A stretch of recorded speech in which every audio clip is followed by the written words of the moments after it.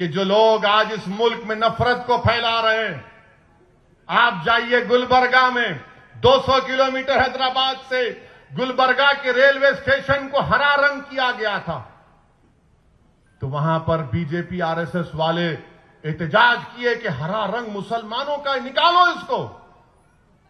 रातों रात हरा रंग को निकाल दिया गया।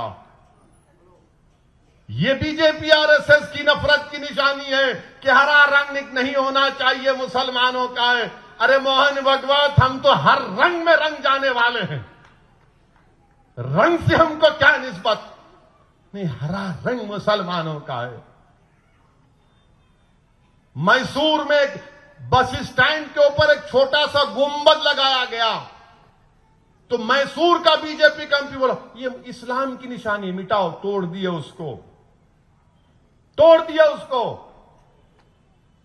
घरों को तोड़ दिया जाता है, घरों को बगैर कानून को फॉलो किए, बगैर नोटिस दिए, उत्तर प्रदेश हो, मध्य प्रदेश हो, घरों को तोड़कर बेघर कर दिया जाता है। दिल्ली में तोड़ा गया रमजान के महीने में। ये बीजेपी आरएसएस ये काम कर रही है। इसीलिए मैं आपको बता रहा हूं मेरे अजीज दोस्तों और बुजुर्गों कि कोई बीजेपी का एमपी बोलती चाकुओं को तेज करके रखो, तो आज उत्तराखंड में एक और आरएसएस का आदमी जो पहले विश्व हिंदू परिषद का सदर था, वो कह रहा है कि मैं पूरे मुल्क में 2 करोड़, कितने 2 या 2.5 करोड़ त्रिशूल बांटूंगा, मुसलमानों का उनका वोट डालने का हक छीन लेंगे। मुसलमान कोई कलेक्टर नहीं बनेगा, न जज बनेगा, न मुसलमान गवर्नमेंट में जाएगा, हम ये काम करेंगे। खुलम खुला बातें हो रही हैं। और वो मोहतरमा कर्नाटका में चाकूब की बात किए, उनको कोई अरेस्ट नहीं किया जाता, कोई अरेस्ट नहीं किया जाता उनको, खाली एक एफआईआर खाना पूरी करके छोड़ दिए।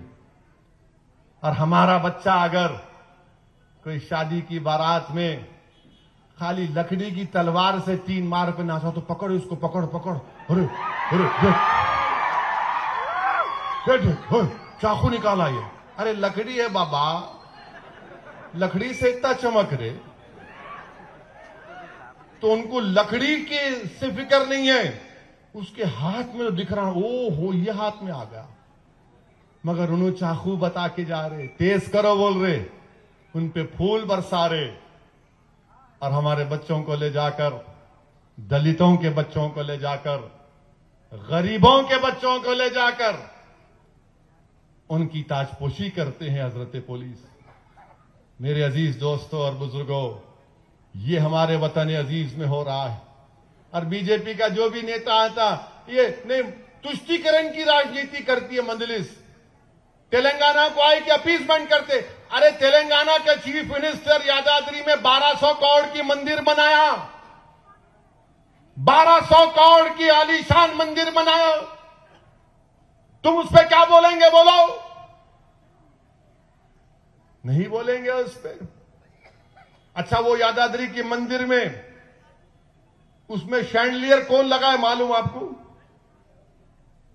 कौन लगा है शैंडलियर मालूम मंदिर में आपको? अब बीजेपी को मालूम होगा तो ने जाके देख के बोलेंगे शैंडलियर, शैंडलियर कौन लगा है मालूम आपको? मालूम कौसर आपको मालूम है आपको? हाँ, एक मुसलमान वो शैंडलियर दिया लगाओ बोल के मंदिर में। ये भारत है।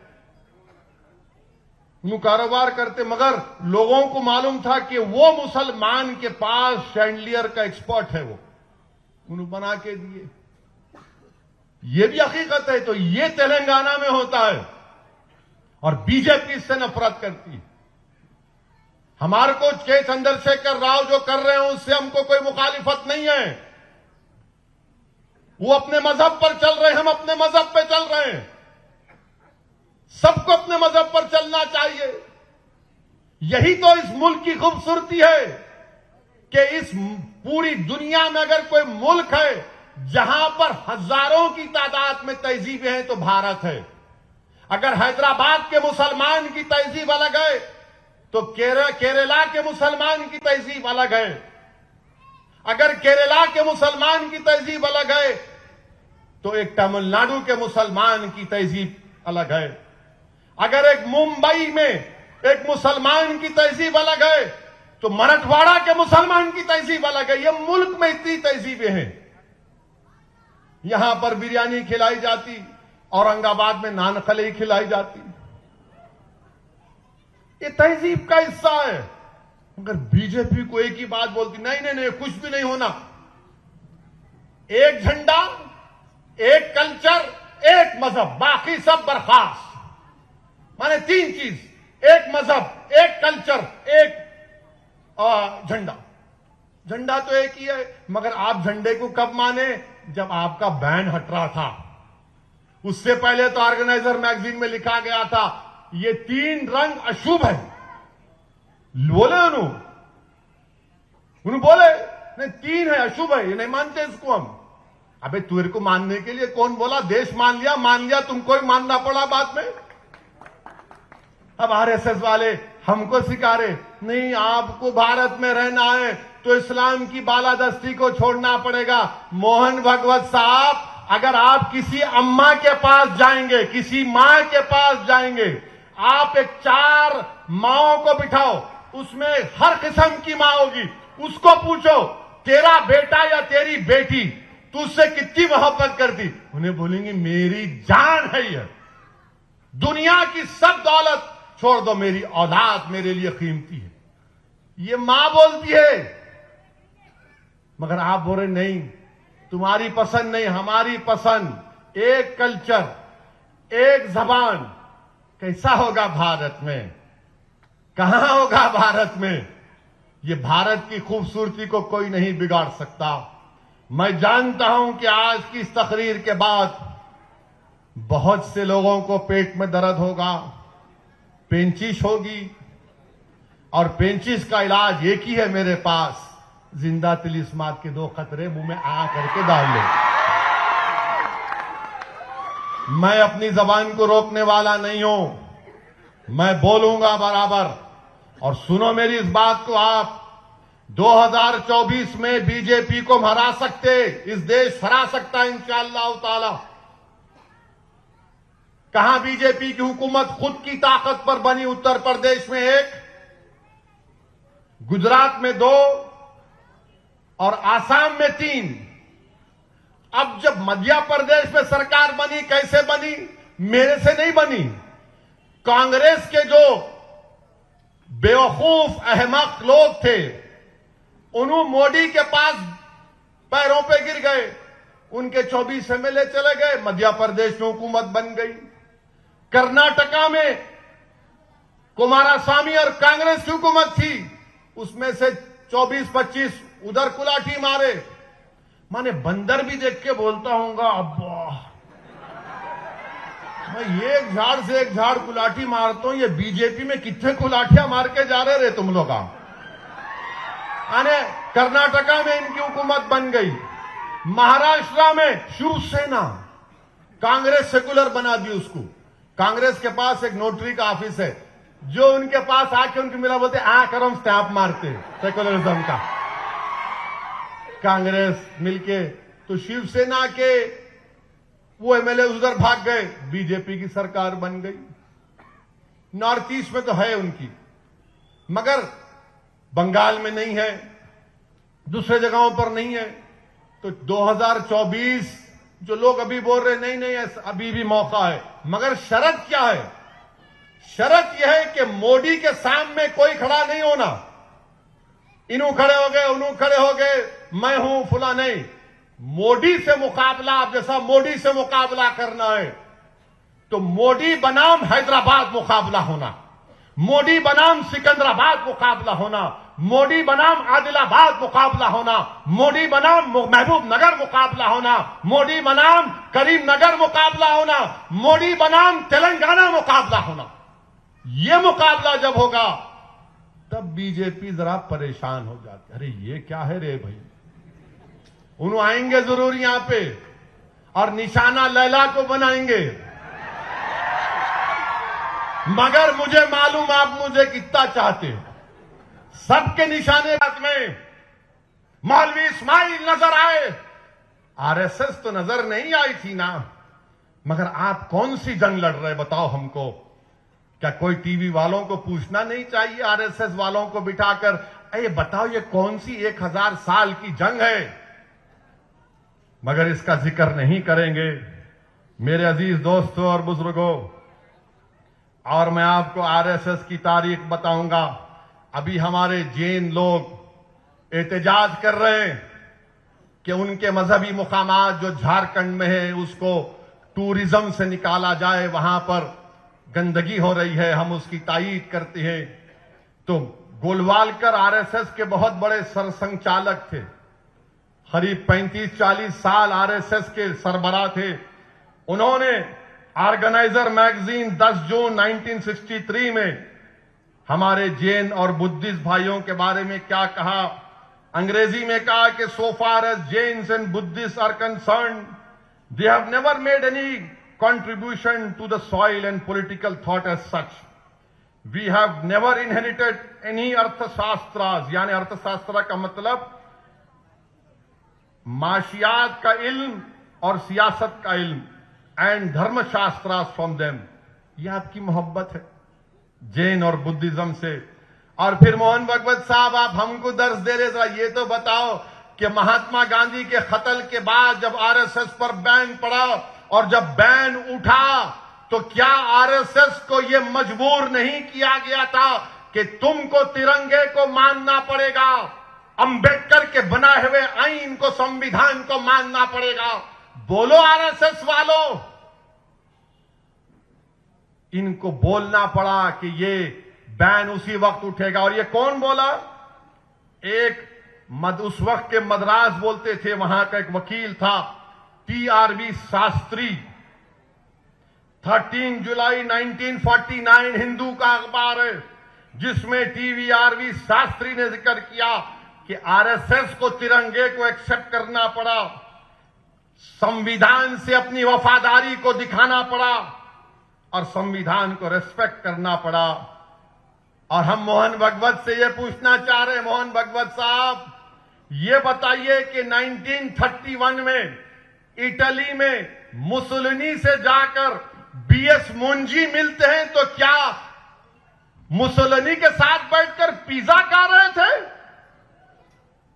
क्यों मिले मुसोलिनी से जो हिटलर के साथ मिलकर दूसरी जंग अजीम का जिम्मेदार था?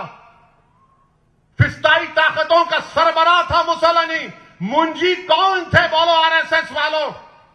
क्या मुंजी नहीं मिले जाकर मुसोलिनी से? बताओ, इसका जिक्र करो। वो भी नहीं बोलेंगे। और गोलवालकर की किताब है, पढ़ो नौजवानों, पढ़ो नौजवानों, बंच ऑफ थॉट्स। गोलवालकर की किताब में उसका चैप्टर 12 है जिसमें गोलवालकर ने लिख दिया ये बंच ऑफ थॉट्स। और एक और किताब वी और नेशनहुड डिफाइंड, ये आरएसएस के लिए बड़ी मौजिज किताब है, रूहानी किताब है इनके लिए। उसमें गोलवालकर ने लिखा कि मुसलमान और ईसाई इस देश के लिए अंदरूनी खतरा है। इसीलिए कल मोहन भगवत ने इंटरव्यू में कहा कि देश के बाहर कोई खतरा नहीं, अंदर खतरा है। वाह मोहन भगवत, चीन का नाम लेने से इतना डरते क्यों हैं आप? हमारी सरजमीन पर, भारत की सरजमीन पर डेमचाक और डेमसाक में 2000 स्क्वायर किलोमीटर पर चीन घुस के बैठा है। और नरेंद्र मोदी बार बार बोलते कि भारत की एक इंच को नहीं छोड़ेंगे। नरेंद्र मोदी और उनकी सरकार ने झूठ बोला देश से कि ना कोई गुस्सा है ना कोई घुसेगा। चीन का नाम नहीं लेते आप। जम्मू में पाकिस्तान से टेररिस्ट घुस कर आते हैं और मारते हैं भारत के लोगों को, जिसमें मासूम बच्चे भी मर जाते हैं। 1 जनवरी को मुंह नहीं खोलते क्योंकि मोहन भगवत आरएसएस ये मानती है कि मुल्क के बाहर कोई खतरा ही नहीं है, अंदर खतरा है। अंदर किससे खतरा है? याद रखिए आप, ये इनकी सोच है। मेरे अजीज दोस्तों और बुजुर्गों, मैं तो सिर्फ इतना ही पर मैं ही हूं चाहे बीजेपी हो या कांग्रेस हो, एक ही लगता है इनको। कांग्रेस बोलती नहीं इन्हें सेकुलर नहीं है, बीजेपी बोलती इन्हें मुल्क के वफादार नहीं है। आप क्या दुकाना खोल के बैठे हुए हैं चाचा की? है आपकी दुकान के पास मैं कभी नहीं गया, ना जाऊंगा इंशाअल्लाह ताला। अब ये कांग्रेस के 50 साल के हो गए, अब बोले मेरे को सर्दी से डर नहीं लगता। 50 साल में कोई बोलता मैं सर्दी को मार दिया? हाँ, बेचारा जो गरीब रोड पे सोता है वो क्या बोलेगा? क्या है इन्हें, है वो क्या गया इसको, मैंने सर्दी को मार दिया। अब क्या बोलेंगे? बोल सकते हो उन्होंने। फिर वो ना सिर्फ वो बोले बल्कि वो भी बोल दिया 50 साल की उम्र में, 52 के है उन्होंने। अपन हैदराबाद में क्या बोलते, अरे उन्हें 52 का है कथे,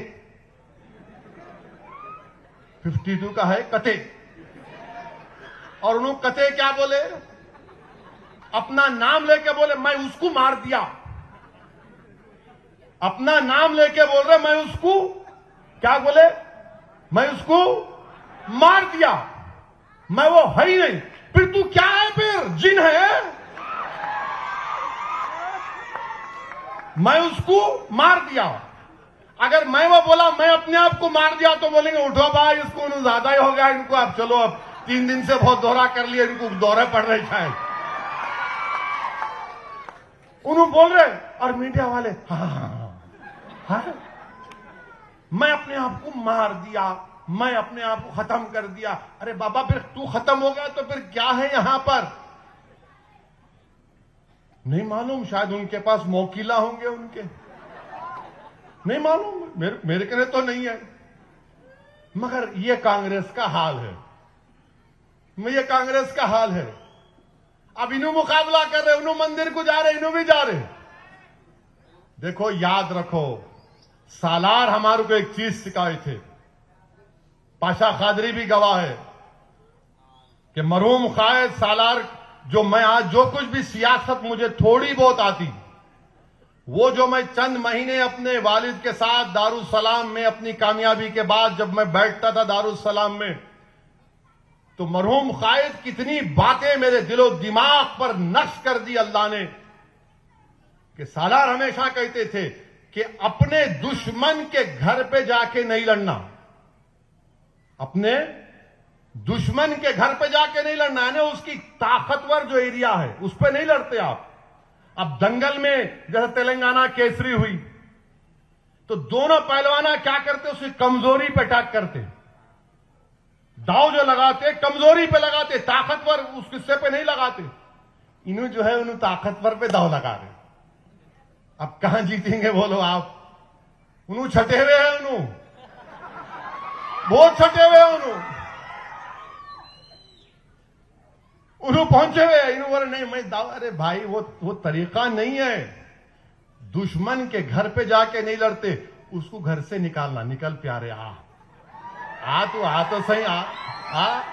जब उन्हें बीच में आता, जब मुकाबला करना आप उससे, जैसा मैं बोला हैदराबाद बनाम मोदी मुकाबला होना, तेलंगाना बनाम मोदी मुकाबला होना, मुकाबला उसमें मजा आता। मगर अगर ये अहमक लोग खड़े हो गए नहीं नहीं नहीं इन्हीं हरा सकते बोलते, फिर जाओ तुम भी डूब जाएंगे। तो इसीलिए हम कह रहे हैं ये हमारी नाकिस राय है, सुनते तो सुनो, नहीं सुनते तो मत सुनो, हमको क्या करना है। मेरे को वजीर आजम बनने का ना कभी ख्वाब है ना कभी इंशाअल्लाह रहेगा। मेरा एक ही मकसद है कि भारत में जो गरीब है, चाहे वो हिंदू हो, मुसलमान हो, दलित हो, आदिवासी हो, उनके हुकूक मिलना चाहिए। भारत में सबसे कमजोर अगर कोई है तो दलित, मुसलमान और आदिवासी है, इनको ताकतवर बनना चाहिए। सबसे ज्यादा अगर की कोई स्कूल से बाहर है तो मुसलमान है, फिर दलित है, फिर आदिवासी है। सबसे गरीब अगर कोई है तो मुसलमान है, दलित है। जेलों में सबसे ज्यादा है तो मुसलमान, दलित, आदिवासी है। सजाएं सबसे ज्यादा अगर किसी को होती तो इनको होती है। यूएपीए का कानून अगर किसी पे लगता है तो इन लोगों पर लगता है। मोहन भागवत की तरह प्रकाश के लोगों को नहीं लगता, लगता तो गरीबों पर लगता है।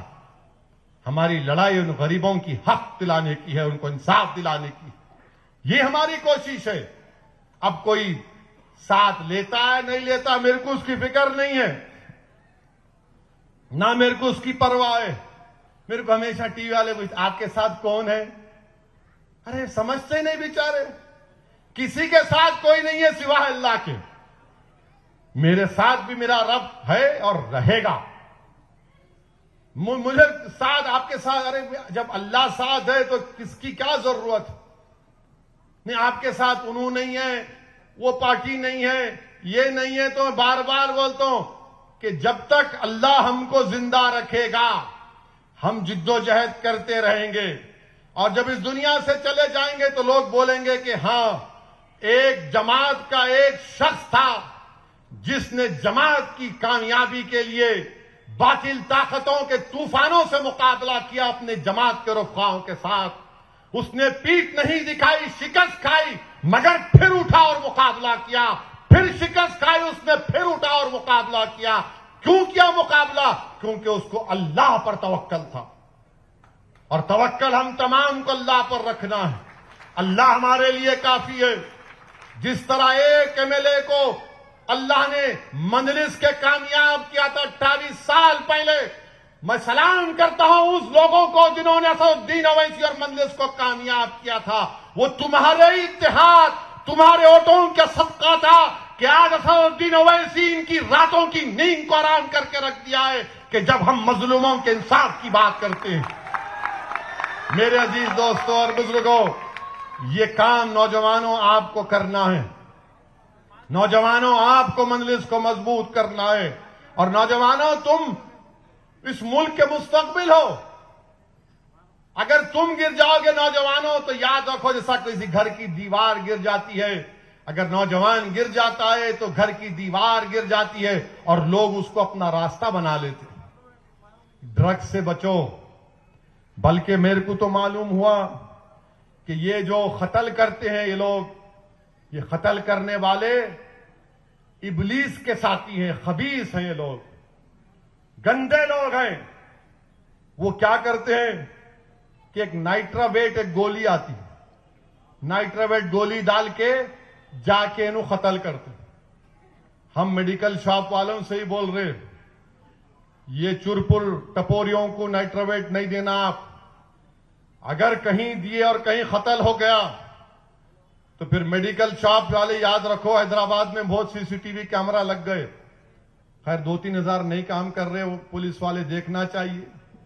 तो नाइट्रावेट दवा खा के नु जाके बांखड़े पहलवान कत्ल करते। तो नाइट्रावेट से दूर रहो। नशा गलत चीज है। मैंने 3-4 लोगों से मिला, मुलाकात किया जो ड्रग लेते, गांजा आंजा। मैं पूछा उनसे, फोन से पूछा, जाके नहीं मिला, ना तो बोलेंगे इन्हों भी हमारे दोस्ता बहुत है, कुछ भी माने कुछ भी लगा दो, असदुद्दीन ओवैसी ऐसा है, वो ऐसा है। तो खैर चलता, लगाओ, बोलो, तुम कोई फिक्र नहीं है। कुछ बाकी है तो पूरा कर लो तुम्हारे दिल की भड़ास, क्योंकि तुम्हारा नशा पूरा नहीं होता जब तक तुम मुझे गाली नहीं देते। तो तुम्हारे को नशा चढ़ता, मेरे को गाली देने से कोई बात नहीं, चढ़ जाओ, चढ़ा लो। उस बच्चे ने मुझे कहा कि सिर्फ आधे घंटे के मजे के लिए हम ये करते, आधे घंटे के लिए मजे के लिए गांजा मारते, कोकेन मारते, ये टैबलेटां खा लेते, वो कुछ दवाएं खा लेते। क्या जिंदगी है भाई आप लोगों की, आधे घंटे के लिए? अरे तुमको मैं बता रहा हूं 24 घंटे की नशे की दवा तुमको दे रहा हूं मैं। 24 घंटे तुम हाई रहेंगे। बोले कैसा रहेंगे? बोले मतलब क्यों, तुम क्यों लेते? बोले नहीं, हमारे को कूल दिखना है। कूल,